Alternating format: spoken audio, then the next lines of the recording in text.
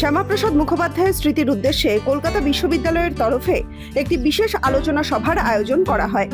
শনিবার সেনেট হলের সভায় উপস্থিত ছিলেন রাজ্যের অর্থমন্ত্রী স্বপন দাশগুপ্ত, কলকাতা বিশ্ববিদ্যালয়ের উপাচার্য আশুতোষ ঘোষ, বিশ্ববিদ্যালয়ের রেজিস্ট্রার দেবাশিস দাস এবং Maulana Abul Kalam Azad institute of Asian স্টাডিজের ডিরেক্টর স্বরূপ প্রসাদ ঘোষ সহ অন্যান্যরা।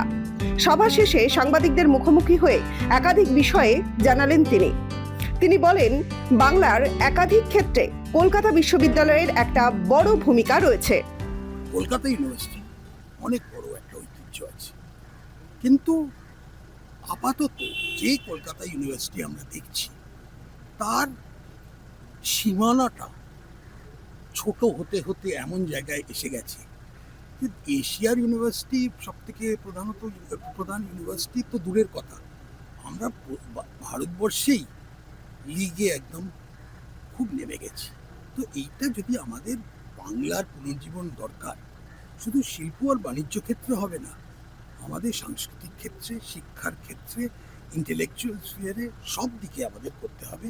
তাই এখানেও একটা বড়, আমি মনে করি যে বাংলার পুনর্জীবন করতে গেলে কলকাতা ইউনিভার্সিটির একটা বড় ভূমিকা আছে।